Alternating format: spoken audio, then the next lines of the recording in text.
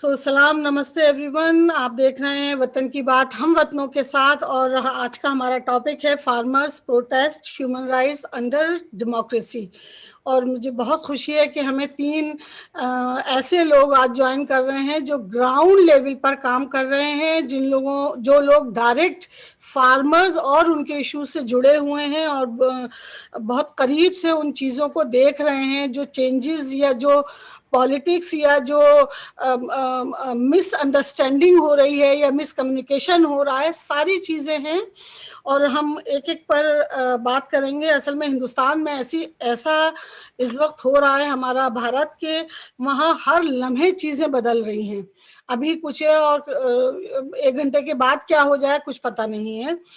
तो आज हमारे साथ हमें ज्वाइन कर रहे हैं। मैं उन सब का बहुत तहे दिल से शुक्रिया अदा करती हूँ कि इतने शॉर्ट नोटिस पे आप लोग आए।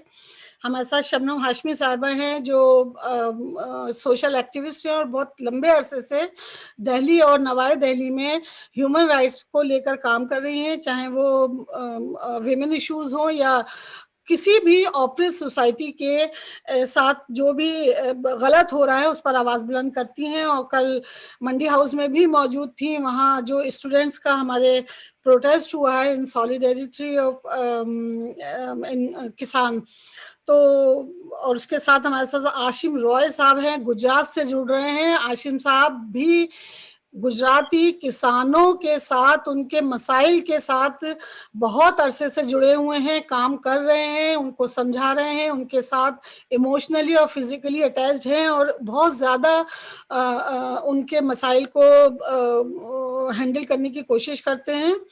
और उनके साथ हमारे साथ डॉक्टर शेख उबैद साहब हैं, अमेरिका से हैं, और यहाँ जो सोशल कॉजेज़ हैं माइनॉरिटीज़ के, चाहे वो किसी भी कंट्री की हो और स्पेशली इंडिया की, उस पर बहुत काम करते हैं, वोकल हैं और बहुत मतलब रिस्पेक्टेड लीडर हैं इन हमारी इंडियन कम्युनिटी है उसमें। तो एक बार फिर आप सबका तहे दिल से शुक्रिया ज्वाइन करने के लिए, एंड वेलकम टू वतन की बात हम वतनों के साथ। तो शबनम आपा, आप कल जो स्टूडेंट्स ने मार्च निकाली थी मंडी हाउस पर, उसमें वहाँ मौजूद थी। हमें लेटेस्ट वहाँ का बताइए कि कल क्या हुआ और स्टूडेंट्स का क्या रद्द अमल था। देखिए, कल दिल्ली के सिटीजन्स की तरफ से एक मार्च था मंडी हाउस से जंतर मंतर, जो कि एक रेगुलर रास्ता है जिसपे ज्यादातर मार्चेस दिल्ली में निकलती हैं। उसमें स्टूडेंट्स भी शामिल थे, उसमें सिविल सोसाइटी की बहुत सारी ऑर्गेनाइजेशन शामिल थी और इंडिविजुअल प्रोफेसर्स और इंटेलेक्चुअल्स, एक्टिविस्ट वगैरह सब लोग वहां मौजूद थे। 12 बजे से मार्च निकलनी थी, लेकिन जब हम लोग पहुंचे तो उसको बिल्कुल एक छावनी की तरह कन्वर्ट कर रखा था उस पूरी जगह को। और वहां पे अलग अलग फोर्सेस के लोग, पुलिस के साथ पैरामिलिट्री फोर्सेस भी पूरी तरह से खड़ी थी और पूरा वो 12 खंबा रोड है उसे बिल्कुल ब्लॉक कर रखा था और उसके पीछे वाटर कैनन उन्होंने लगा रखा था। वैसे ये जो इलाका है जहां से मार्च निकलती है, वहां पे सैकड़ों मार्चेस हमने निकाली है, कभी ट्रैफिक रोकने की या रोड रोकने की जरूरत ही नहीं पड़ती, क्योंकि वो साइड से निकल जाती है मार्च आराम से। तो एक तो हमारा मानना ये है कि ये जो आवाजें हैं, जो प्रतिरोध की आवाजें हैं, जो डिसेंट की आवाजें हैं, उनसे ये सरकार बहुत डरती है और ये नहीं चाहती कि कोई भी किसानों के बारे में बात करे और वो बात कहीं बाहर जाए, इसलिए उसको पूरा धमकाने की और डराने की कोशिश होती है। तो बहरहाल मार्च तो हम नहीं निकाल पाए, लेकिन वहीं पे फिर हमने 12 से और 3:30 बजे तक 3.5 घंटा उस पूरी रोड को तो उन्होंने ही बंद कर दिया था। वहां पे फिर मीटिंग्स हुई और स्टूडेंट्स ने खूब नारे लगाए, गाने गाए और अपनी बात भी रखी। तो शुरू में तो इकट्ठा सब लोग एक जगह से भाषण दे रहे थे, उसके बाद अलग अलग ग्रुप्स हो गए और सबके पास बहुत क्लैरिटी के साथ उन्होंने कहा कि हम किसानों के जो मांगे हैं उसके हम साथ हैं। तीनों जो कानून हैं उनको रद्द किया जाए, इस डिमांड के साथ एमएसपी का नया कानून लाया जाए।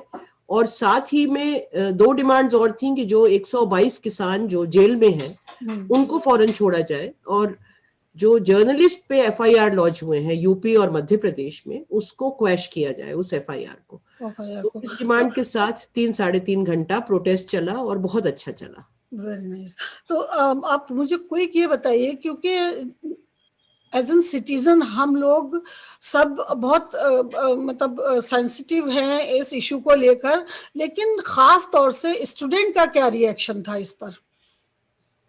स्टूडेंट्स तो बहुत क्लियर हैं इस पे। स्टूडेंट्स तो इनफैक्ट मुझे लगता है कि आज अगर कोई हिंदुस्तान में जो हालात हैं उसमें अगर कहीं से उम्मीद नजर आती है तो वो यहीं से आती है कि जो यंग लोग हैं, खासतौर से जो यूनिवर्सिटीज में स्टूडेंट्स हैं या और भी यंग लोग हैं, या अभी हम फार्मर्स प्रोटेस्ट में देख रहे हैं कि एक लार्ज सेक्शन जो है वो बिल्कुल नौजवानों का है।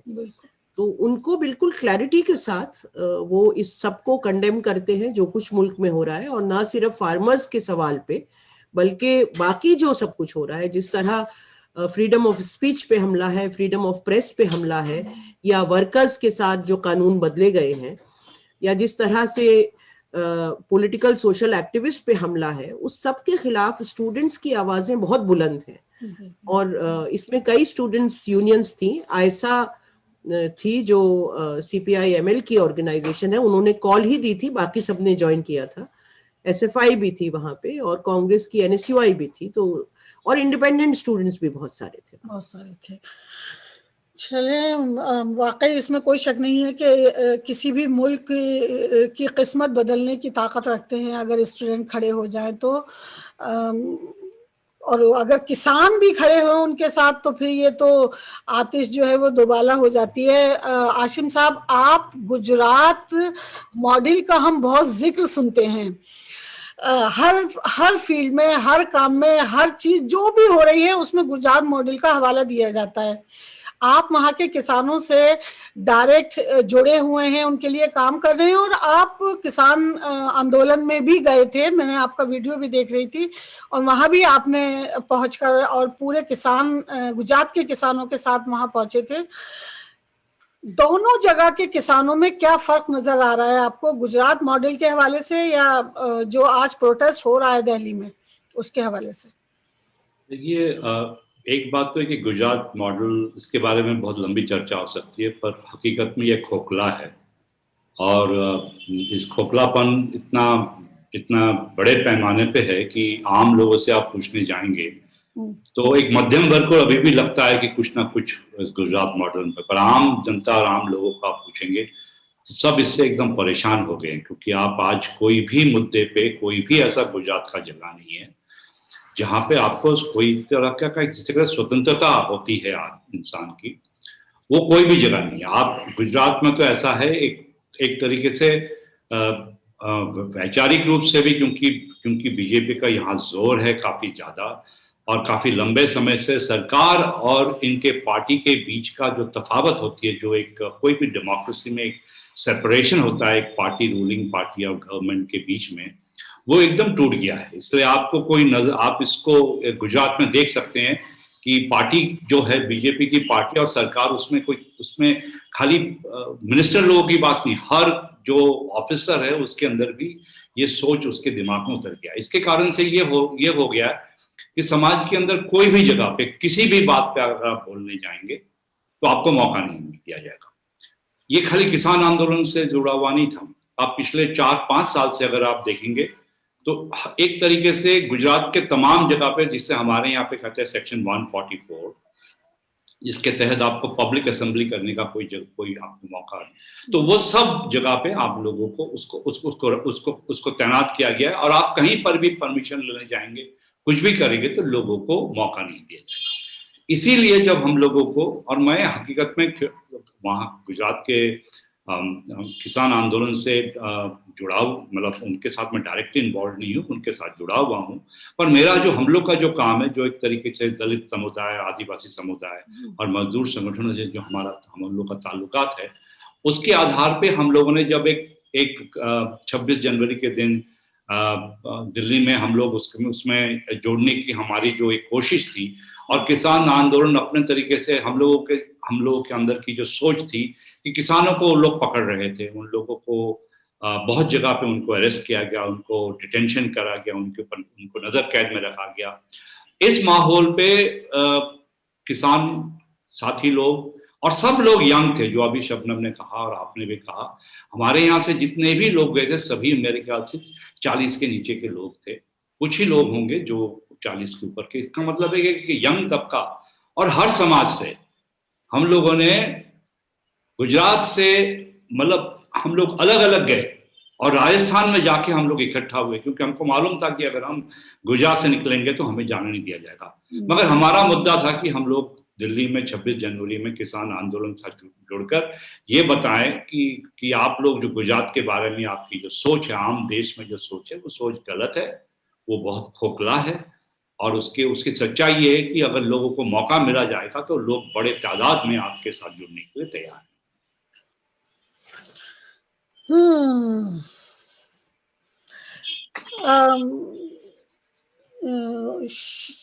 उबैद भाई, आप हमारी जो कम्युनिटी इंडियन है यहाँ पर, आप उनकी इनर पॉलिटिक्स यानी जो कम्युनिटी पॉलिटिक्स होती है उसको भी जानते हैं, जो हिस्सों में बढ़ गई है रिलीजन के बेस पर, और इंडिया में जो कुछ हो रहा है उस पर भी आपकी नजर है, और यहाँ आप उन दोनों के साथ लेकर काम करते हैं। आपको दोनों तरफ से दोनों चीजों को एक साथ लेकर आगे बढ़ना पड़ता है।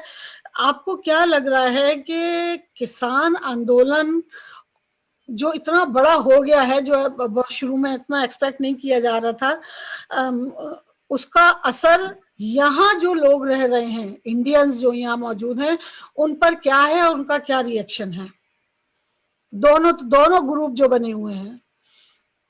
सबसे पहले तो आपका शुक्रिया कि आपने मुझे मदऊ किया, और ये तो हमारे इंस्पिरेशनल लीडर्स हैं इंडिया के, उनके साथ बैठने का और उनकी बातें सुनने का मौका अता फरमाया।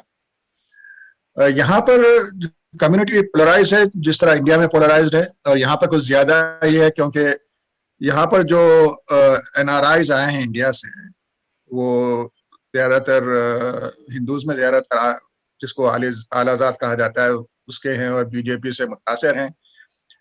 तो यहाँ पर कुछ ज्यादा ही पोलराइजेशन है बनिस्बत वतन अजीज हिंदुस्तान के। लेकिन साथ साथ यहाँ पर जो बच्चे पैदा होते हैं अमेरिका की अच्छी बात यह है कि यहाँ के स्कूलों में तालीम दी जाती है उनको कि जो रेसिज्म या डिस्क्रिमिनेशन या लोगों के साथ भेदभाव करना गलत है। तो अक्सर बीजेपी के लीडरान के बच्चे भी वो जो प्रोग्रेसिव ख्यालात के हामिल होते हैं, तो उनसे हमें फायदा हो रहा है।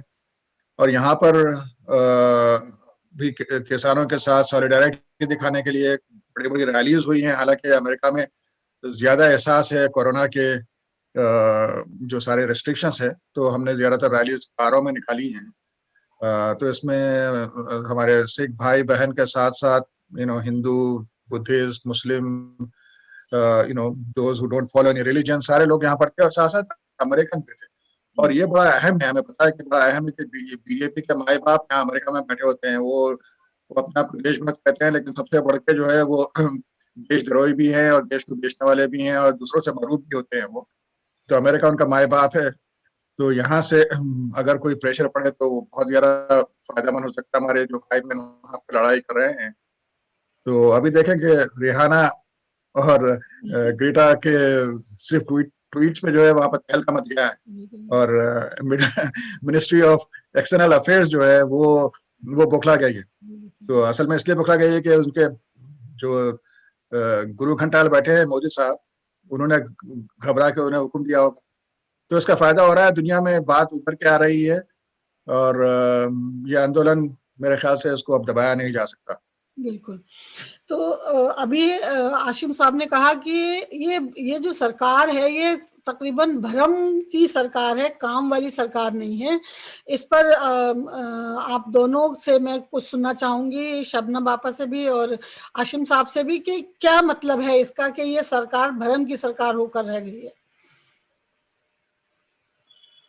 जब नरेंद्र मोदी को डिक्लेयर किया गया था कि वो प्राइम मिनिस्ट्रियल कैंडिडेट हैं, उससे कुछ पहले ही, इनफैक्ट मेरे ख्याल में 2012 से ही उनका एक पूरा उनको प्रोजेक्ट करना शुरू किया गया था हिंदुस्तान में। गुजरात मॉडल को तो पहले ही प्रोजेक्ट करना शुरू किया गया था और उसके लिए बहुत बड़ी बड़ी पीआर एजेंसीज का इस्तेमाल किया गया। तो पहले तो उनकी अपनी जो छवि है उसको लार्जर देन लाइफ बताया गया, वो गुजरात के अंदर भी उस पूरे दौरान जब से वो चीफ मिनिस्टर रहे और उसके बाद भी।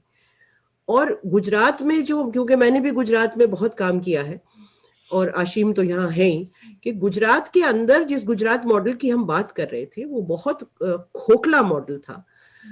जो प्रोमिसेस, जहां तक उनका सवाल था, वो वाइब्रेंट गुजरात की सबमिट्स करते थे हर साल और उसमें लाखों करोड़ों रुपए के एमओयू साइन होते थे और उसका पूरा मीडिया में प्रचार होता था कि कितना इन्वेस्टमेंट आ गया पूरी दुनिया से। लेकिन उसको जब स्टडी किया गया तो पता चला कि कहीं भी 25-30% से कहीं भी ज्यादा उसका कभी इम्प्लीमेंटेशन हुआ ही नहीं। तो मोदी को हम लोग तो इवेंट मैनेजर ही समझते भी हैं और कहते भी थे कि बड़े बड़े इवेंट्स करते हैं, उसमें कोई उसके बाद जो उसका फॉलो अप है वो कुछ नहीं होता, सिर्फ अनाउंसमेंट्स होते हैं। यही उन्होंने गुजरात में किया कि एक बहुत बड़ा इवेंट किया कि कहा कि हम एम्प्लॉयमेंट सर्टिफिकेट सबको दे रहे हैं। पता चला कि वो प्राइवेट अलग अलग लोगों को पकड़ के कुछ सर्टिफिकेट थमा दिए गए जिसमें 1000 रुपए और 5000 रुपए की नौकरियां वो बांट रही है, दिखा ऐसे रहे जैसे सरकार कोई नौकरियां दे रही है और उनका कोई ये नहीं कि वो नौकरी चलेगी या नहीं चलेगी। बिल्कुल जिसे हर रोज एक नया, जिसको उत्सव कहते हैं, एक त्योहार की तरह उनका पूरा एक काम करने का तरीका था। इम्प्लीमेंटेशन ऑलमोस्ट जीरो था। वही सब कुछ हिंदुस्तान में लागू हो रहा है और उन्होंने एक के बाद आके सैकड़ों स्कीम्स अनाउंस की हैं। अगर हम सिर्फ इस बजट की बात कर लें, पूरा इमीडिएट जो उनका जो कंट्रोल मीडिया है वो फौरन शोर मचाना शुरू करता है कि हेल्थ के ऊपर क्या कमाल का बजट दिया है। अब जो लोग बजट को स्टडी करते हैं उन्होंने देखा तो पता चला कि वाटर, सैनिटेशन और सारी चीजों का जो बजट अलग होता था पहले, उस सबको उन्होंने इसके अंदर क्लब कर दिया। तो वो इसी तरह की हरकतें करते रहते हैं, इधर का उधर, उधर का उधर। बाकी सारे तो चाहे वो एजुकेशन हो या साइंस हो या और बहुत सारी विमेन एम्पावरमेंट हो, उस सबके बजट तो लगातार कट ही रहे हैं। तो जब आपके पास जो आप स्कीम अनाउंस कर रहे हैं उस स्कीम को इम्प्लीमेंट करने का पैसा ही नहीं होगा तो वो आपकी स्कीम उतरेगी कैसे जमीन पे। तो एक तरफ तो उनका जो, और हमने वो भी देख लिया कि इकोनॉमी जो है हिंदुस्तान की किस तरह जीडीपी लगातार गिर रही है और गिरती ही चली जा रही है। ये तो उनकी जो डेवलपमेंट का वो कहानी बेच के आए थे, ये तो उसका हाल है। लेकिन उसके अलावा जो कुछ हिंदुस्तान में हो रहा है वो जरूर गुजरात मॉडल का इम्प्लीमेंटेशन है पूरे देश में। किस तरह लोगों की आवाजों को बंद किया जाए, किस तरह ह्यूमन राइट एक्टिविस्ट को मारा जाए, किस तरह जेलों में भेजा जाए, किस तरह गाय के नाम पे दंगा करवाया जाए, किस तरह लिंचिंग्स करवाई जाए, किस तरह से अखबारों को बंद किया जाए, किस तरह मीडिया को कंट्रोल किया जाए, किस तरह पूरी जुडिशरी को सबवर्ट किया जाए। जो उन्होंने गुजरात में हर चीज का एक्सपेरिमेंट किया था वो आज पूरे देश में इम्प्लीमेंट हो रहा है। तो बिल्कुल खोखला है। सिर्फ फर्क ये है कि पिछले 20-30 साल में उन्होंने जो नफरत के बीज बोए हैं वो घर कर गए हैं लोगों के दिमाग में। एंड एज अ रिजल्ट एक तरफ वो लोग हैं जो लड़ रहे हैं कॉन्स्टिट्यूशन को, डेमोक्रेसी को बचाने के लिए, और दूसरी तरफ उनकी पूरी ट्रॉल आर्मी है। अभी बात हो रही थी रिहाना की, ग्रेटा की, तो मतलब एब्सर्डिटी की हद तक हम पहुंच चुके हैं कि दिल्ली पुलिस ने आज ग्रेटा के ऊपर एफआईआर लॉन्च कर दी है। मतलब ये कुछ समझ में ही नहीं आता कि आप किस लिए ये कर रहे हैं। हिंदुस्तान में बैठ के आप, वो लड़की जो हिंदुस्तान में रहती नहीं, उसने एक ट्वीट किया है फार्मर्स की सपोर्ट में, और ये सिर्फ इसलिए हो रहा है कि वो जो उनके जो सपोर्टर्स हैं उनको लगातार दिखाना है कि देखो हम कितने स्ट्रांग हैं, हम किसी पे भी कुछ भी कर सकते हैं। बट इससे पूरा इंटरनेशनली जो बदनामी हो रही है उसकी कोई लिमिट नहीं है। बहुत बदनामी हो रही है हमारे मुल्क की, बहुत ज्यादा हो रही है। तो मैं इसी बात को आगे बढ़ाकर थोड़ा सा आपके पास लेके जाऊंगी। आशिम साहब, आपको लगता है कि ये गवर्नमेंट पावर वर्सेस पीपल हो गई है अपने ही मुल्क के लोगों की, अगर हम ये कहें तो? एकदम हो गया है। आप अगर गुजरात के मॉडल के अगर आप देखेंगे तो जब शुरुआत हुई तो दंगे से शुरू हुई, जेनोसाइड हुआ 2002 से 2 में। लोगों ने यहाँ पे उस समय पर भी लोगों ने बड़ा विरोध किया, लोग रास्ते पे आए, लोगों ने विरोध भी किया, सब कुछ हुआ। मगर एक आम जनमानस के अंदर एक छवि बन गई थी जो हद तक उनको मोदी उसको करने में कामयाब रहे। अब वो था कि ये हिंदू सरकार है, हमारा समाज जो है वो हिंदू को कुछ देगा। जैसे कि हिंदू समाज में केवल कुछ मुट्ठी भर जिसे आज कहा जाता है क्रॉनिक कैपिटलिस्ट, ऐसे ही सरमाएदार लोग हैं जिनको कि आप मोटे रूप से हिंदू समाज के प्रतिनिधि के रूप में देखते हैं। ये जो एक वातावरण बन गया था वो कुछ सालों तक चला भी, और एक तरीके से जो लोग इसके बारे में बोलते थे उनको एक तरीके से कहा जाता था कि आप लोग तो सभी कुछ विरोधी करेंगे। पर किसानों का आंदोलन, और इसके पहले गुजरात के अंदर भी अगर आप किसानों के मुद्दे को देखें, अगर ये लोग जानते नहीं है कि पूरा जो फार्म इंश्योरेंस है इसके बारे में बहुत बड़ा आंदोलन चला। हमारे पाल भाई हैं, उसको तो जेल में डाल दिया गया था, उसको मारा गया था। ऐसे बहुत सारे लोग हैं जिन्होंने इसके बारे में विरोध किया। तो आज वो जो लोगों को जिनको कि आपने हिंदुत्व के नाम पर एक तरीके से फुसलाया था, उनको लगा था कि आप कुछ दे देंगे उनको। देखिए, लोग कोई विचार को स्वीकार करता है तो कुछ हद तक स्वीकार करता है, उसको भी कुछ आम लोग तो कुछ चाहते हैं ना, जिंदगी में परिवर्तन चाहते हैं। अब मैं आपको बताऊं कि जैसे नौजवान लोग हैं, जिस समाज के आधार पर उन्होंने मोदी ने यहाँ पे एक तरीके से एक माहौल खड़ा किया, उस समाज में से वो जो एक मध्यम वर्ग समाज है, जो गांव का समाज है, आज उनके बेटे इसी गुजरात के औद्योगिकरण के जो उद्योग में है उसमें 10-10, 12-12 साल कंपनी के में काम करते हैं, 8,000 रुपए में काम करते हैं, ITI पास किए हुए लड़के पास काम करते हैं। ना उनकी खेती चलती है, ना उनकी रोजगारी, उनकी व्यवसाय चलती है। तो ये जो तबका है, इसको पहली बार ये समझ में आ रहा है कि ये एक झूठ था। इसीलिए अभी ये माहौल बन गया है स्टेट वर्सेस द पीपल। इसमें कोई शक नहीं है। ये जितना लंबा चलेगा उतना लंबा बढ़ेगा। और ये सबसे बड़ा मुद्दा जो है, तो मैं तो ये कहता ही हूं, मैं बार बार इसको अभी बोलना भी शुरू किया कि Modi is a pseudo nationalist. ये मैं हिम्मत से कहना चाहता हूं, Modi is a pseudo nationalist. क्योंकि जब कोई भी राष्ट्र का जो उसका राष्ट्र का जो आधार होता है वो किसानों से होता है, अन्नदाताओं से होता है। जिस किसानों के खिलाफ आप आ जाते हैं, अब तक तो आप मजदूरों के खिलाफ थे, अब तक आप बुद्धिजीवी के खिलाफ थे, अब तक स्टूडेंट एक्टिविस्ट के खिलाफ थे, तब तक तो आप चल भी जाता था। मगर ये इन्होंने बहुत बड़ी गलती कर दी, क्योंकि कोई भी राष्ट्र का निर्माण उसके किसानों से, और खास करके भारत जैसे देश के अंदर जहां पे किसान आदि कृषि मुल्क है, तो कृषि आधारित है। कृषि उसका एक समाज का एक, आप कोई भी कल्चर की बात करें, और पहली बार मोदी के किसानों के सामने इतना व्यापक एक जो उन्होंने हमला शुरू किया है, इसकी जो ये राष्ट्रवादी एक जो उसने ढांचा कलाई पहनी थी, वो कलाई टूटने वाला है। He will appear to be, जिसे कहते हैं कि सूडो नेशनलिस्ट, ये साफ दिखने वाला है। लोग बोलने लगेंगे आस्ते आस्ते, और मेरा मानना है तभी ये पीपल वर्सेस स्टेट के रूप में बड़े पैमाने पे दिखने लगा। लोग ये समझने भी लगे आस्ते आस्ते। लोग बोल नहीं पा रहे बहुत जगह पर, क्योंकि अभी भी डर का माहौल है, पर डर का माहौल भी आस्ते आस्ते टूटने लगेगा। क्योंकि अभी ये हद कर दिया इन्होंने कि कहां तक इस चीज को ले जा सकते। जैसे अभी क्या कहते हैं, शबनम जी ने कहा कि ये हद होगी इन्होंने कि कहां FIR करेंगे, किस को अंदर करने वाले। तो इसलिए ये डर टूट जाने वाला, और अभी डर भी आस्ते आस्ते टूट जा रहा है। आप पश्चिम यूपी की जो हालात बने थे मुजफ्फरपुर के बाद, आज उसके अंदर जो फिर से एकात्मता बन रही है, ठीक है, ये बताती है कि इस देश के लोगों के अंदर अभी भी वो ताकत है कि वो मोदी जैसे तानाशाह को और उसकी सरकार को अभी भी उखाड़ के फेंक सकते हैं। बिल्कुल।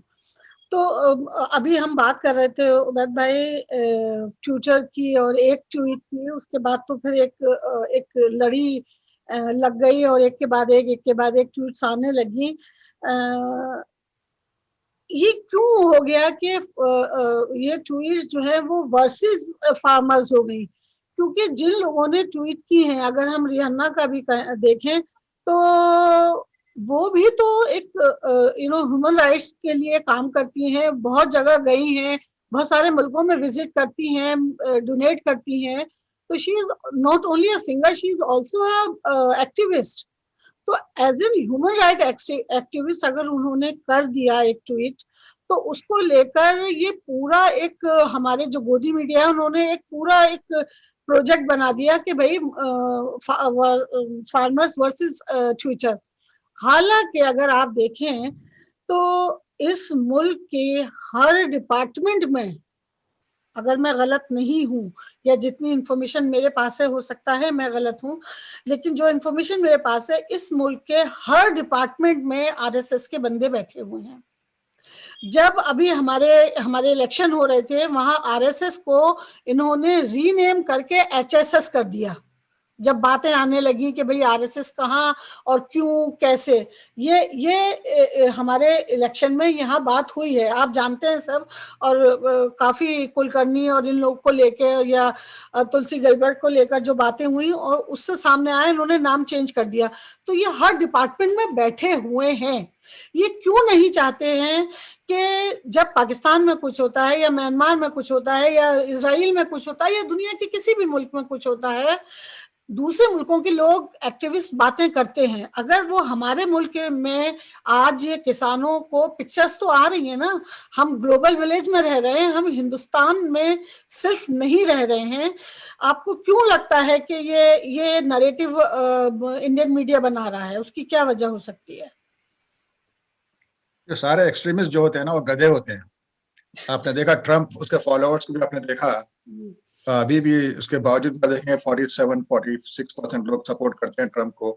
और उनके सारे जो क्यूआनॉन कॉन्स्पिरेसी है, I mean it doesn't make sense, absurdity की इंतहा होती है।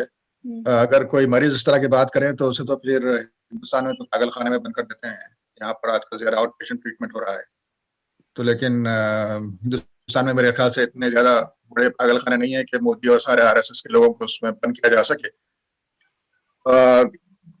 भाई आप बैठ के पाकिस्तान के, अफगानिस्तान और के बांग्लादेश के लोगों के लिए सीए बनाते हैं आप, और चाहे रिहाना ह्यूमन राइट्स एक्टिविस्ट हो ना हो, human rights is an international responsibility है जो हर आदमी को करनी चाहिए।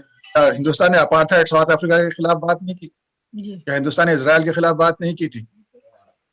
तो फिर दूसरे लोग क्यों ना करें? आप अभी भी जाके फिजी में बात करते हैं, ऑस्ट्रेलिया में बात करते हैं, आप बात नहीं करते तो सऊदी अरब और यूएई में नहीं करते क्योंकि वहाँ के शेखों के ये जूते आजकल तलवे चाट रहे हैं, और अमेरिका की बात नहीं करते क्योंकि आपने देखा कि मोदी साहब को जो कॉम्प्लेक्स है, उनको जो हमने वीजा या उनका जो मनसूख कराया था, अब उसके बाद जाके लोगों को बताने के लिए वो इस तरह गले पड़ते हैं। हैदराबाद के दोस्त और हैदराबादी जबान में बोलते हैं कि अरे भाई ये तो बिल्कुल, इसको तो गले मिलना भी नहीं आता है, तो मुंडी डाल रहा है हैदराबाद की जबान में क्या। लेकिन आप जाके लोगों से, ट्रम्प हो या जो भी हो, उसको गले इस तरह मिलते हैं, गले पड़ जाते हैं बताने के लिए कि मैं बहुत बड़ा हूं। तो ये गुजरात मॉडल है, एक गोबेलियन मॉडल है, गोबल्स का मॉडल है कि लोगों को झूठ बोल के बेवकूफ बनाया जाए। और ये सारे जो फॉलोअर्स हैं, जिस तरह ट्रम्प ने बेवकूफ बनाया था, वो बेवकूफ बनते जाते हैं। तो जैसा शबनम साहबा ने बताया कि भाई ग्रेटा यूरोप में बैठी है, उसके खिलाफ आप एक FIR दर्ज कर रहे हैं और दुनिया में हंसी उड़ाई जा रही है। आपको पता है ना कि अमेरिका में हमारी इज्जत ये थी, the moment we set foot in on American soil, ये नेहरू और गांधी की वजह से इज्जत थी। हालांकि उनसे भी गलतियां हुई भी हैं। आरएसएस बड़ी इसलिए कि कांग्रेस की गलतियों से एजुकेशन डिपार्टमेंट में सारी जो है मुसलमानों के खिलाफ तारीख पढ़ाई गई, उसकी वजह से बीजेपी को आगे बढ़ने का मौका मिला। तो अब हमें ये करना चाहिए कि वहाँ जो है, जब अल्लाह करे कि भगवान करे, खुदा करे कि ये खत्म हो हिंदुस्तान पे जो ये जालिम लोग आके बैठ गए हैं, पागल लोग, उनके जाने के बाद जो है ना, वहाँ पर एजुकेशन सिस्टम चेंज हो और आइडेंटिटी पॉलिटिक्स होनी चाहिए। अमेरिका में इसलिए होती है, वरना nationalism can not compete with ultra nationalism. आप हमेशा बात करेंगे सारे के सारे लोग हिंदुस्तान फर्स्ट, पहले इंसान बनो, उसके बाद हिंदुस्तानी बनते हैं। यहाँ तो आके सबसे पहले ये सारे आरएसएस के लोग अपनी सिटीजनशिप देख के अमेरिकन सिटीजनशिप लेते हैं। आप ये कहते हैं हम हिंदुस्तानी पहले, हिंदू बाद में। तुम तो यहाँ हिंदू हो, हिंदुस्तानी ना रहे तुमने तो अमेरिकन सिटीजनशिप ले ली, तो फिर वह दूसरों से क्यों कहते हो कि तुम क्रिश्चियन मत बनो या मुसलमान मत बनो या सिख मत बनो या लेफ्टिस्ट मत बनो या तो इनका सारे जो है ना, या कोई लॉजिक नहीं है आर्ग्यूमेंट की। तो ये ट्विटर के मसले पे भी इनका इसी तरह की बदतमीजी है कि वो समझते हैं कि हम जो है ना, जो चाहे दुनिया में किसी के बारे में बात कर सकते हैं, लेकिन कोई हमें कुछ ना कहे। तो ये जब जी जी बोलिए। तो जब एरोगेंस और इग्नोरेंस भी आप मिला लेते हो तो बहुत ही खतरनाक एक सेल्फ डिस्ट्रक्टिव एक साइकी बन जाती है जो इनकी बनी हुई है। सो आशिम साहब, अगर हम ये देखें कि ये हुकूमत सत्ता के नशे में पूरी तरह चूर हो चुकी है, और इतनी चूर है कि अब इसको कुछ, मतलब इसका जो विजन है वो बहुत ही ब्लरी हो गया है, वो देख नहीं पा रही है कि कहाँ पे क्या हो रहा है। अभी मैं 10 मिनट पहले इंटरव्यू शुरू होने से संपित पात्रा का आज तक पे एक इंटरव्यू देख रही थी। किसी सवाल के जवाब में वो ये कह रहे थे कि कीलें इसलिए हटाई जा रही हैं रोड पर से, फार्मर्स के लिए जो लगाई गई थी, क्योंकि आर्मी के लिए, किसी ने सवाल किया था कि ये आर्मी तो नहीं है, ये तो हमारे फार्मर्स हैं, इनके लिए कीलें क्यों लगाई गई? तो उसके जवाब में संपित पात्रा साहब कह रहे थे कि ये कीलें इसलिए लगाई गई हैं क्योंकि आर्मी के पास बंदूक होती है, वो तो गोली मार देती है, या हम गोली नहीं मार सकते इसलिए कीलें लगाई गई हैं ताकि उनको रोका जा सके। आई मीन, ये इतना दिल दुखाने वाला रिएक्शन था उनका। क्या वो समझ रहे हैं वो क्या कह रहे हैं? अगर वो समझते तो ये सब होता ही नहीं ना। ये उनकी सोच में देखिए, अभी जो खास करके मोदी बीजेपी का जो सोच है, वो सोच के अंदर बुनियादी रूप से, जैसे हम आम पॉलिटिकल भाषा में कहेंगे, फांसीवादी रुझान होती है। वो फांसीवादी रुझान जरूर है, इस पे कोई शंका नहीं, इस पे कोई हमें अपवाद नहीं है इसके बारे में। क्योंकि फांसीवाद का एक मूलतः जो उसकी सोच होती है कि वो अपने आप को राष्ट्र से अलग नहीं करता है, इसलिए उसने मान ही लिया कि वो जो कहता है वही सरकार, वही देश है, ठीक है ना। तो ये कोई नई बात नहीं है, ये पहली बार भी हुआ है। अब मुद्दा ये है कि ये बीजेपी की सरकार के और ये इसकी जो राष्ट्रवाद है, इसके अंदर जो वो कोशिश कर रहे हैं, और इसलिए पहले वो गोली चलाए और खीला लगाए, उनके अंदर कोई फर्क नहीं दे उसमें, वो दो एक ही बात है। उसमें उनको कभी गोली भी चला सकते हैं, कभी खीले भी लगाएंगे, और जैसे अभी सब जगह पे किया जा रहा है कि वो लोगों को जेल में भी डाल देंगे और कहेंगे कि आपको बेल नहीं दिया जाएगा। नताशा को अभी जो उसके केस में जो जिस तरीके से जो इंडिपेंडेंट जुडिशरी होनी चाहिए, इंडिपेंडेंट जुडिशरी स्टेट और दोनों के बीच का जो नैरेटिव है, जो संवाद है, वो एक ही जगह फ्यूज हो गया है। इसलिए ये हमारे देश की स्थिति बन गई है कि जो ये फ्यूजन हो गया स्टेट और तीनों पार्लियामेंट के अंदर, आप बिना तय करे आप कोई बिल पास कर देते हैं, जिसके लिए बनाया जाता है बिल, उनका पूरा विरोध है, फिर भी आप बिल पास कर देते हैं। तो जो ये पूरा, जिसे कहते हैं ना डेमोक्रेसी की जो तीन जो सेपरेशन ऑफ पावर्स जिसे कहा जाता है, parliamentary system, executive system and judicial system, ये बीजेपी के नैरेटिव में टोटली फ्यूज हो जा रहा है, और ये दिख रहा है हर जगह पे। अब इसका लचीलापन कौन लाएगा? इसका लचीलापन यही ला सकते हैं कि लोग फिर से ला सकते हैं, और लोग विरोध करेंगे ही। ये बहुत गुण गाते हैं ग्लोबलाइजेशन का, ये बहुत गुण गाते हैं कि हम राष्ट्रवाद हैं, हम विदेश से हम आत्मनिर्भर बनाएंगे, पर मुद्दा ये, जहां पे इनको आत्मनिर्भर होना चाहिए वहां वो आत्मनिर्भर बनते नहीं। अभी आप अगर इसको देखेंगे तो अभी इकोनॉमिक इंटेलिजेंस यूनिट का उन लोग हर साल एक जिसे कहते हैं डेमोक्रेसी इंडेक्स बनाते हैं। अभी कल आज के अखबार में आया है कि डेमोक्रेसी इंडेक्स इंडिया का, मेरे पास मैं देख रहा था कि 2014 से जब मोदी साहब आए हैं तब से वो 27 था वर्ल्ड के लेवल पर, और अभी वो 53rd हो गया। यानी डेमोक्रेसी टोटली कोलैप्स हो रहा है, इसका मतलब। और ये तो रिलेटिवली, क्योंकि दूसरे देश के अंदर भी, जैसे अभी तक अमेरिका भी डेमोक्रेसी बहुत कम थी, ठीक है, तो रिलेटिवली तो हम लोग बहुत नीचे उतर रहे हैं। एब्सोल्यूट तरीके से देखेंगे तो ये और भी गहराई के रूप में जा रहा है, पर इसका विरोध भी उसी रूप से तीव्र हो रहा है, ये बड़ा साफ दिख रहा है। इसका क्या नतीजा होगा, कितना लंबा लड़ाई होगा, इस मौके पे मैं ये कहना चाहूंगा कि अभी जो ग्लोबल, और इसीलिए ह्यूमन राइट्स का कॉन्सेप्ट, ह्यूमन राइट्स की आंदोलन और लोगों का दुनिया भर का एनआरआई का अपनी एक सोच जितना व्यक्त होगा उतना ही बड़े पैमाने पे हमारे इस इस जो ये सेपरेशन जो होना चाहिए, इसको करने में हम सब लोगों को मदद मिलेगी। इसलिए आप लोग की ये चैनल और जो भी डायस्पोरा के अंदर जो भी संवाद होता है, ये बहुत जरूरी है, क्योंकि देश के लोगों को इसका बहुत असर पड़ता है। मैं गुजरात में जानता हूँ, गुजरात एक बहुत बड़ा तबका है जो हाउडी मोदी का जिसे कहते हैं समर्थन करने वाला तबका है, और मैं भी उनके बीच में घूमता हूँ। इसलिए मैं ये भी जानता हूँ कि लोगों की वो जो एक माहौल था, वो माहौल आप अगर वही पटेल समाज में जाएंगे आज गुजरात के अंदर, तो आपको मालूम पड़ेगा कि खेडूत के आंदोलन के बारे में हर जगह पे आस्ते आस्ते लोगों के अंदर विरोध खड़ा हो रहा है। पर लोगों को विरोध करने के पहले उनकी हिम्मत होनी चाहिए, इसलिए हिम्मत नहीं आ रही है। पर अगर उनको पूछने जाएंगे तो वो सब ये कहेंगे कि ये गलत हो रहा है। अब ये है कि ये कितना, इसकी तीव्रता कितनी ज्यादा बढ़ती है, वो हमें जैसे जैसे आंदोलन बढ़ेगा वैसा इसका और भी दिखाई हमको पता चलेगा। बिल्कुल। शबनम अपा, आप कल ही और शायद इसमें बजट में मैंने पूरा बजट पढ़ा नहीं है, इसलिए मैं नहीं कह सकती, लेकिन अगर आपकी नज़र से गुजरा है ये, और कल मैं एक आज तक की न्यूज़ देख रही थी जिसमें सईद अंसारी साहब ये कह रहे थे कि हिंदुस्तान में जो 25,000 टन सोना हमारी खवातीन के पास है, खवातीन के पास जो सोना है इंडिया में, कश्मीर से कन्याकुमारी तक, उसको ट्रेड एक्सचेंज पर डाल दिया जाए और उससे ट्रेडिंग की जाए, और उसका जो फायदा होगा, क्योंकि रखे हुए सोने का तो कोई फायदा हो नहीं रहा, वक्त के साथ सिर्फ उसकी कीमत बढ़ रही है, लेकिन मंथली बेसिस पे उससे कोई फायदा नहीं है। तो अगर ये सोना ई ट्रेड में लगा दिया जाए तो उससे आवाम को भी फायदा होगा और इकोनॉमी को बूस्ट करने में मदद मिलेगी। आपका क्या टेक है as a human right activist? देखिए, इनका पूरी कोशिश ये है कि किस तरह से ये पूरे मुल्क को कंगाल कर दें। पहले इन्होंने नोटबंदी की, उसमें कहानियां सुनाई कि नोटबंदी होगी तो फेक करेंसी आ जाएगी और सारा टेररिज्म खत्म हो जाएगा वगैरह वगैरह। वो पहला वक्त था, मुझे जितने साल की मेरी उम्र है, कि जब इन्होंने नोटबंदी में, बाकी तो जब जो कुछ हुआ वो हुआ ही, पूरी इकोनॉमी बैठ गई, लेकिन हिंदुस्तान की औरत को इन्होंने कंगाल कर दिया। क्योंकि हिंदुस्तान में जहां पे तकरीबन 70% लोग अभी गांव में रहते हैं, जहां गरीबी बेतहाशा है, वहां पे जो औरत चाहे वो काम करती है या नहीं करती, कुछ ना कुछ पैसा वो इमरजेंसी के लिए बचाती है।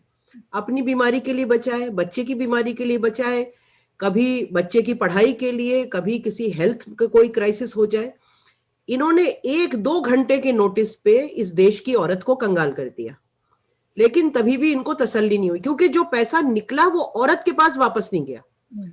औरतें हमारे यहाँ एक लार्ज सेक्शन है जो खुद बैंक नहीं जाती, जो खुद कहीं वो अपने घर में ही रखती हैं पैसा, उनका कोई बेटा ले गया बदलवाने, या पति ले गया, या भाई ले गया, कोई ही ऐसी होंगी जिनको पूरा पैसा वापस मिला होगा। अब ये और कुछ नहीं चल रहा, मतलब इकोनॉमी आप डुबाए जाइए और उसके लिए हिंदुस्तान की औरत जो है वो कीमत देती जाए। अब उसके पास इनको सोना दिखाई दे रहा है, जो भी होगा जिसके पास थोड़ा बहुत, तो वो भी ये निकलवाना चाहते हैं। इनकी मंशा ही ये है कि बिल्कुल सारा पैसा किसी ना किसी तरीके से, ये जो 3 फार्म्स बिल लेके आए हैं, उनका भी पूरा का पूरा खेल यही है कि अभी इकोनॉमी में सिर्फ एग्रीकल्चर सेक्टर एक बचा है जो थोड़ा सा प्लस में जा रहा है, तो वहां से भी सारा पैसा उठा के और अंबानी और अडानी के जेब में चला जाए। तीनों बिल का काम एक ही है, उसके अलावा कुछ नहीं होगा। और यही अब ये मैंने तो देखा नहीं था, लेकिन आप बता रही हैं। मैं एक चीज कहना चाहती हूँ जिसपे आपने जो आपने पहला सवाल किया था उबैद से और अशीम से, मैं ये कहना चाहती हूँ कि देखिए, ऐसा नहीं है कि इनकी समझ में नहीं आ रहा ये क्या कर रहे हैं, ये हर चीज बहुत सोच समझ के कर रहे हैं। इन्होंने ये ख्वाब 1925 में देखा था कि हिंदुस्तान को इनको हिंदू राष्ट्र बनाना है, और इतना करीब ये हिंदू राष्ट्र बनाने के कभी नहीं आए।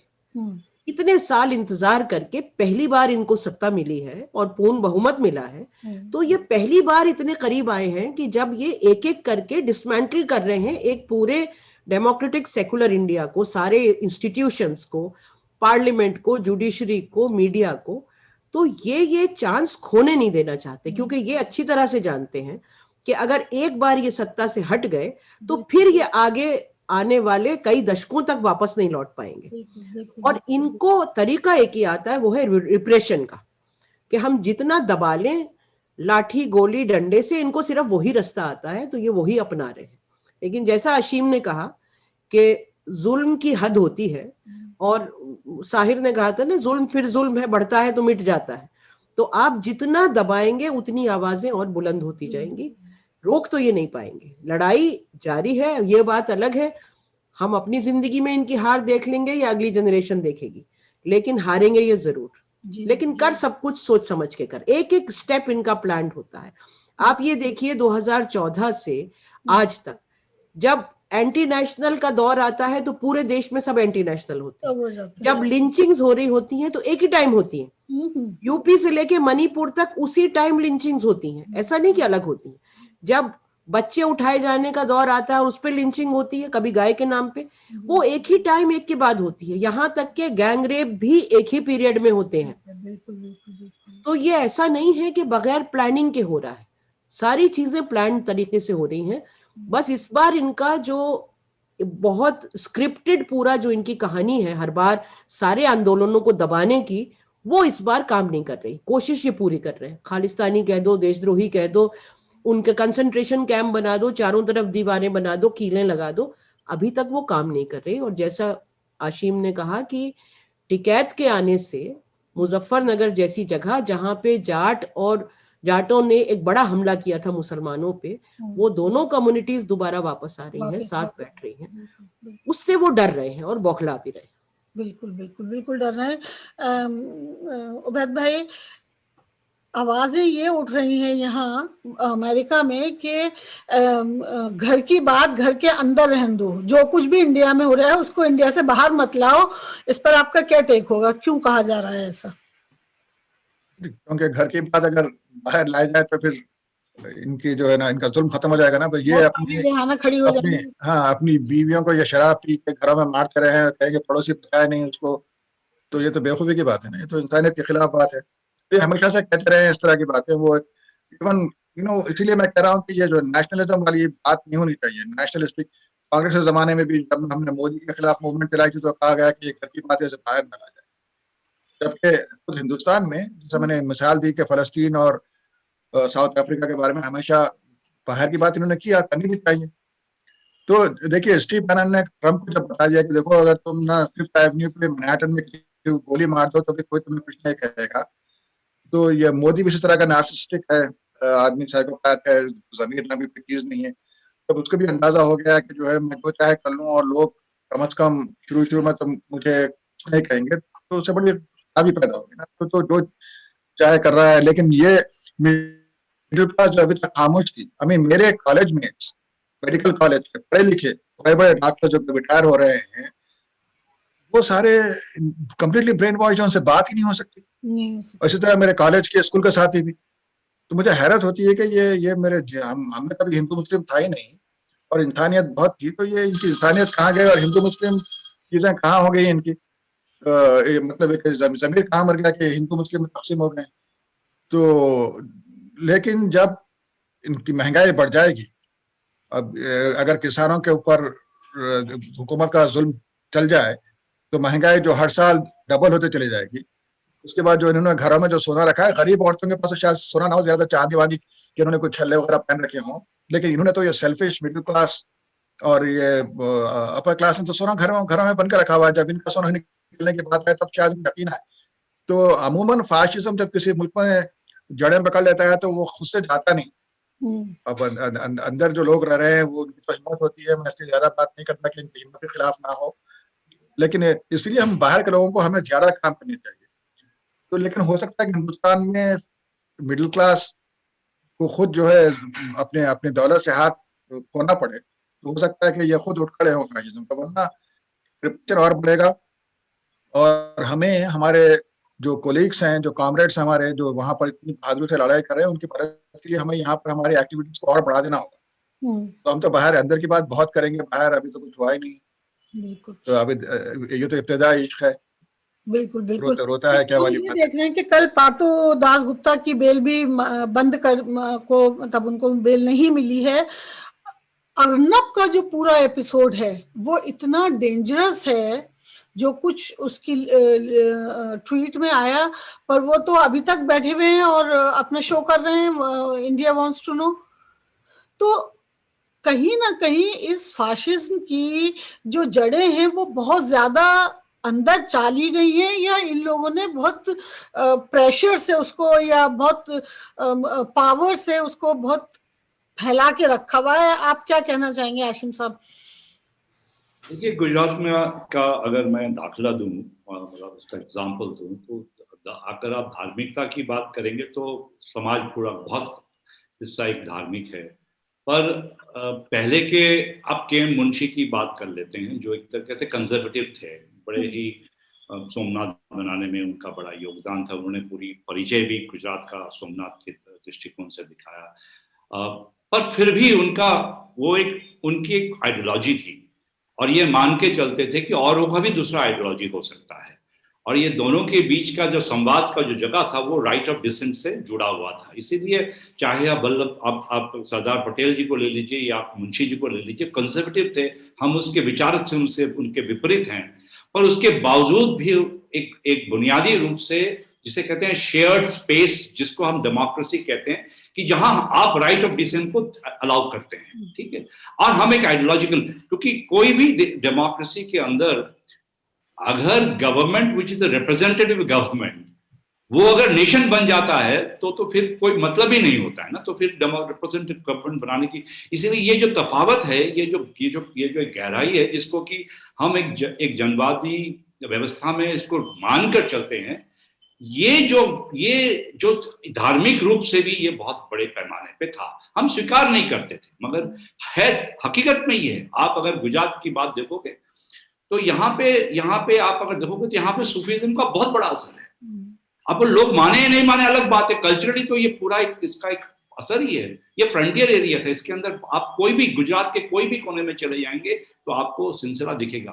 वो सिलसिला खत्म हो गया ऐसी बात भी नहीं है, उस सिलसिला के ऊपर किसी ने एक दबाव से एक विचारधारा को रख दिया है, और ये रख दिया क्योंकि लोगों को लगता कि इससे हमें कुछ फायदा हो जाएगा, ये फायदा हो जाएगा, मेरे को भी कुछ मिल जाएगा। लोग करते हैं, भीड़ में आपने बोल दिया तो आप, जब दंगा होता है तो भीड़ में कोई जाके बाजार से कुछ उठा के ले आ सकता है तो वो ले भी आता है, क्योंकि तब तो आदमी की इंसानियत की एक उसकी सोच बदल जाती है। तो सामाजिक रूप से भी ऐसा सोच बन जाती है, पर वो सोच जब उसको लगता है कि कुछ मिलने वाला नहीं है, और हकीकत में ये दे नहीं सकता, क्योंकि ये ना तो उनको कुछ, जैसे आपने कहा ना, अब तक वो क्या देगा, सोना क्या देगा, वो अभी उनसे सोना भी वापस लेना चाहता है, से जो भी थोड़ा बचा कुचा था उसको भी बाजार में ले आना चाहता है, ठीक है। वो कुछ उसको देने वाला तो ऐसा तो नहीं, मतलब उसके पास जो बचा कुचा था वो भी वो बाजार में ले आना चाहता, तो ये एक माहौल बन गया। तो इसलिए एक मुद्दा ये है, और ये हकीकत में एक तरीके से मैं ये मानता हूं कि गुजरात के अंदर भी आस्ते आस्ते जैसे आपको मैं कहूं कि आप दलित समाज को ले लीजिए, आदिवासी समाज को ले लीजिए, जो गुजरात के अंदर एक तरीके से एक समय पे दंगे में तो उनको उकसाया भी गया था, उन लोग आगे भी थे, वैचारिक रूप से वो थे नहीं उसके अंदर, पर फिर भी उन समाज के तबकों में से लेकर ये कहा गया कि गुजरात में तभी आज वो तबका सब जगह पे इस विरोध पे उतर आया है। अब वो ये कहने लगा कि नहीं, मैं तुम्हारे साथ नहीं हूं, मेरी भी अपनी एक वजूद है, जिसमें मेरी भी अपनी एक जगह है जिसकी हैसियत से। और ये आप अगर गुजरात के संदर्भ में देखेंगे तो बहुत बड़ा असर हो रहा है। जो पहले जो था उससे मेरा मानना है कि बहुत तीव्र गति से धरातल में बदलाव आ रही है। एक मुद्दा ये है। दूसरा मुद्दा जो आपने कहा, बाहर से पैसा लाना हो तो कोई परेशानी नहीं है, एनआरआई के बलबूते पे आप देश को बनाना चाहते हैं तो आप लोगों को फूलारती किया जाएगा, आप लोगों को ओसीआई दिया जाएगा, आप लोगों को सब कुछ दिया जाएगा, मगर आपके कोई सारी अच्छी विचार अगर देश में आने लगे या आपने टिप्पणी करने लगे तो आप लोगों को यहाँ पे नहीं बुलाया जाएगा। तो ये जो है ना, ये मतलब सबसे बड़ा उनकी जो मोदी साहब का या बीजेपी की जो सोच है कि आप कुछ कर सकते हैं, जो जिस ताकत के बलबूते पे आपने पहले तब जब आप जीते थे तो वो BJP was the first party जिससे कहते हैं सोशल मीडिया को समझ लिया और उसको बहुत उपयोग किया। आज वो सोशल मीडिया उसके जब खिलाफ आ रहा है जब दुनिया की आवाज उसके खिलाफ आ रहा है तो उसको ये सहन तो करना ही पड़ेगा कि जिस ताकत के बलबूते पे ये कहना मुनासिब होगा इस समय पे कहने के लिए कि आरएसएस और बीजेपी की 70% ताकत विदेश से आई है और अमेरिका से आई है। और सकाब की बात छोड़ो, डायस्पोरा ने जितने बलबूते से इसको खड़ा किया है, मैं गुजरात में रहता हूं, मैं गुजरात में इसकी बड़ी बड़ी नस को जानता हूं, कहां से कितने लोगों का हुआ है। उस ताकत का अब जब लोगों को लगने लगा है कि वो टूटने लगी है, लोगों को संवाद में उस चीज को आस्ते आस्ते तोड़ा जा रहा है, तब उनको घबराहट आने लगी है कि हमारी बात चलने वाली नहीं है। इसलिए आप कह रहे हैं कि हमको बाहर से कोई, जिसे कहते हैं हमें बाहर के दरवाजे से कुछ हवा नहीं आनी चाहिए। तो ये बात तो लाजमी है कि बात है ये, क्योंकि हमारे यहाँ यानी अमेरिका में 1, 2, 4, 10, 20, 50, 100, 200 नहीं 3,500 ऑर्गेनाइजेशंस हैं नॉन प्रॉफिट के नाम पर। यहाँ का टैक्स पेयर का पैसा जा रहा है और मतलब 10, 20, 25 हजार डॉलर नहीं जा रहे। एक ऑर्गेनाइजेशन 5-5, 7-7 मिलियन एक स्टेट से मंथली भेज रही है। तो जाहिर है कि पैसे के मूल पे अगर आप ये कहें कि हिंदुस्तान की इकॉनमी जो है वो डूब रही है, लेकिन इस गवर्नमेंट के पास पैसा नहीं है। लेकिन यही गवर्नमेंट जब एमएलए और विधायक खरीदने खड़ी होती है तो 300-300 करोड़ के खरीद लेती है। तो खेल तो सबके सामने है। लेकिन back to the topic, Shabnam apa, ये जो किसानों ने अभी ये एक अल्टीमेटम दे दिया है, बल्कि 2 अल्टीमेटम दिए हैं। एक तो ये कि ये अगर हमारे साथ जितना भी हमें दबा लें, कुचल लें, हमें बदनाम कर लें, मार लें, तोड़ लें, पानी बंद कर दें, बिजली बंद कर दें, इंटरनेट बंद कर दें, हम अक्टूबर तक यहाँ बैठे हैं। एक चीज। दूसरी चीज इन्होंने ये कही कि अगर इन्होंने हमें और ज्यादा पुश करने किया या कोशिश की तो फिर गद्दी भी जाएगी, फिर हम उसके लिए भी फाइट करेंगे। क्या टेक होगा आपका? देखिए, अभी तक जो नजर आ रहा है, पहली बात तो मुझे लगता है ये कहना बहुत जरूरी है कि सिर्फ ये हिंदुस्तान की नहीं लेकिन शायद पूरी दुनिया का सबसे बड़ा किसान आंदोलन है। मैं 40 साल हो गए मुझे अब एक्टिविज्म में, मैंने कोई इस तरह का आंदोलन नहीं देखा। और मैं लगातार जा रही हूँ, सिंघू बॉर्डर, टिकरी बॉर्डर, बाकी गाजीपुर और जगह पे, सब जगह में कई बार होके आई हूँ। जो इस पूरे आंदोलन में जो एकजुटता है, जो भाईचारा है, और इस आंदोलन में जो एक तरह से जिसे कहें कि पूरा इस किसी पे निर्भर नहीं है, ये किसी के ऊपर डिपेंडेंट नहीं है किसान। और मैं वहां जाती हूँ तो मैं वहां जाके स्टेज पे कभी नहीं चढ़ी, ना मुझे शौक भी है, लेकिन मैं जाके इंडिपेंडेंटली अलग जो किसान अपनी ट्रॉलीज में बैठे हुए हैं उनसे जाके मैं हर बार 10, 15, 20 के पास जाके बैठती हूँ, बात करके आती हूँ। हर एक अपना राशन लेके आया है, हर एक अपना पानी लेके आया है। बड़ी बात है ये। अब इन्होंने बिजली काट दी तो उन्होंने अपने सोलर पैनल लगाने शुरू कर दिए, वहां पे बोरिंग कर ली है जहां से वो पानी लेंगे। अब कितने बोर बनाए तो पता नहीं, लेकिन आप छोटे से छोटे किसान से बूढ़े किसान पे आप बात कर लीजिए। जो पॉलिटिकल क्लैरिटी है ये और आंदोलनों में नहीं देखी मैंने, क्योंकि मैं लगातार किसी ना किसी प्रोटेस्ट में रहती हूँ। और जो लोग मोबिलाइज करके लाए जाते हैं, अगर आप उनसे बात करें तो जरूरी नहीं है कि जो एक बस्ती से उठ के औरत आई है वो आपको बहुत क्लैरिटी से बता सके कि वो क्यों आई है। यहाँ पे मैंने 80 साल से बड़े किसानों से बात कर ली, नौजवानों से बात कर ली, वो बिल्कुल क्लियर है। और सिर्फ तीनों किसान बिल के लिए क्लियर नहीं है, बल्कि किस तरह का वो देश चाहते हैं। वो किसान है जो लगातार वहां पे पढ़ रहे हैं, कोई भगत सिंह पढ़ रहा है, कोई पाश पढ़ रहा है, कोई कुछ और पढ़ रहा है। सारे बॉर्डर्स पे लाइब्रेरीज चल रही हैं, ट्रॉली टाइम्स जैसा एक पूरा अखबार अब निकलने लगा है।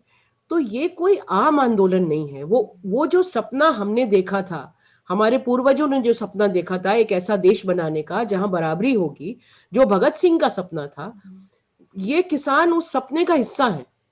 मतलब ये भी उसी तरह का हिंदुस्तान बनाना चाहते हैं और ओपनली कहते हैं कि हमको ये पूरा हिंदू मुसलमान सिख ईसाई के बीच में जो लड़ाई हो रही है और जो पूरी दरार पैदा की गई है, हम इसके खिलाफ हैं।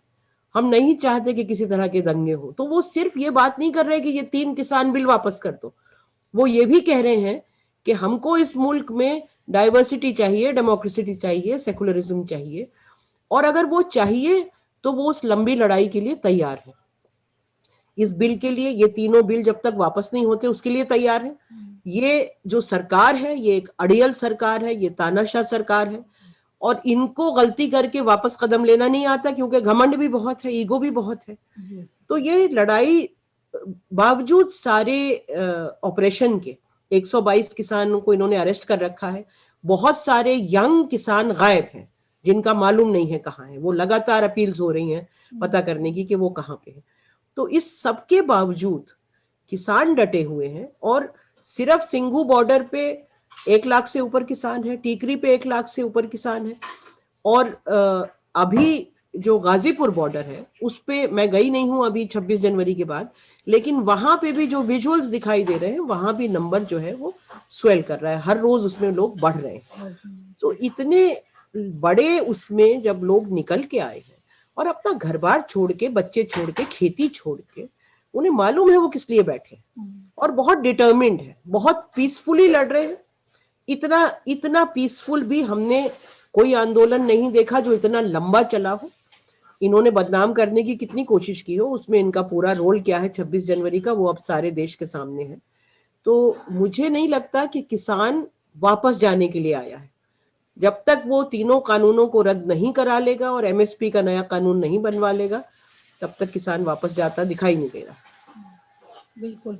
और जिस तैयारी से वो आए हैं उनकी तैयारियां देख के ये यकीन है कि वो नहीं जाएंगे। और अब ये जो अभी 26 जनवरी का एपिसोड हुआ उसके बावजूद वहाँ तादाद बढ़ी है।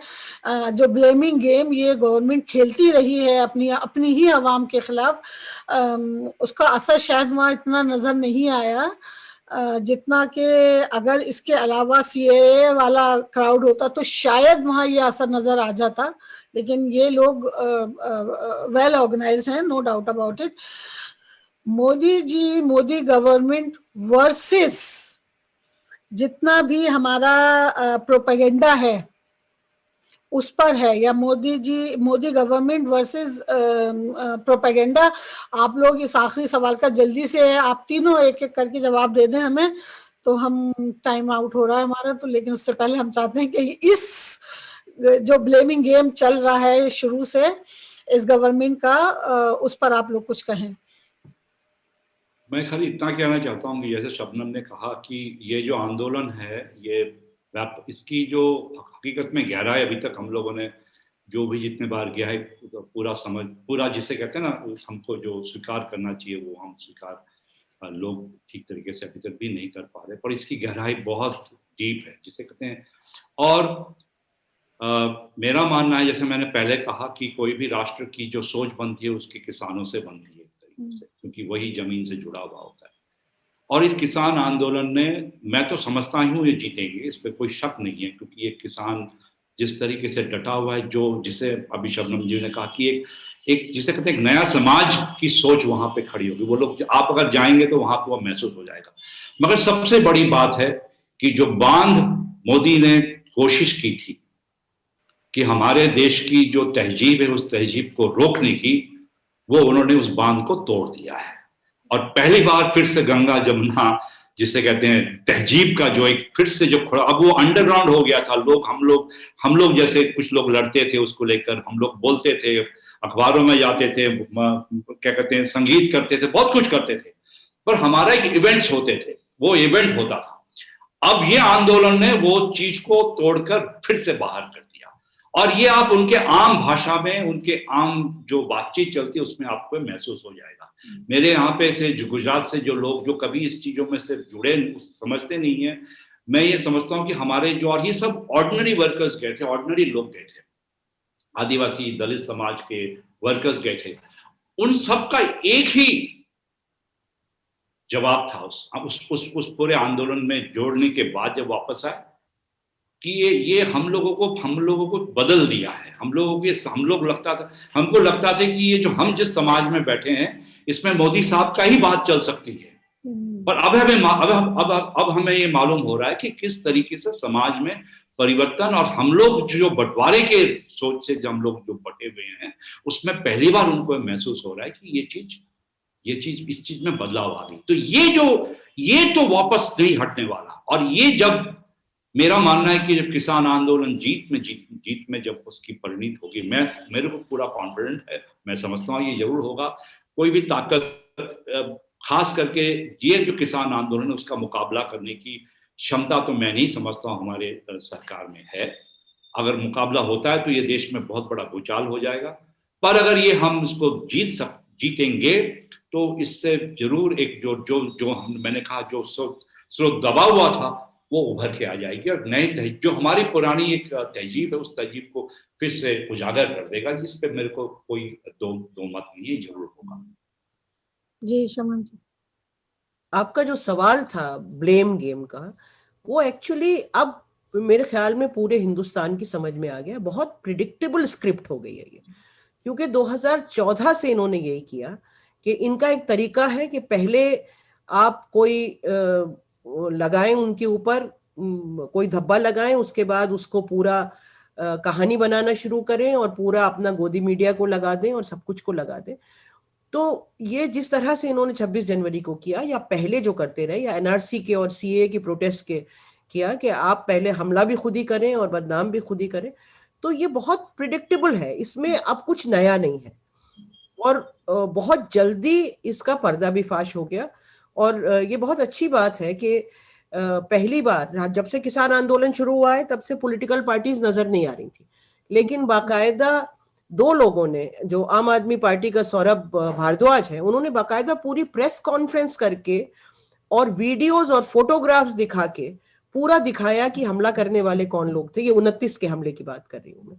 और उसी तरह 26 की चीजें भी बाहर आ गई। तो अभी जो जमीन पे जो इंसान है ना, वो पहले से उसे मालूम होता है, अच्छा अब ये बैकफुट पे जा रहे हैं तो हो सकता है ये कहीं दंगा करवा दें, ये बैकफुट पे जा रहे हैं तो हो सकता है कहीं ब्लास्ट हो जाए।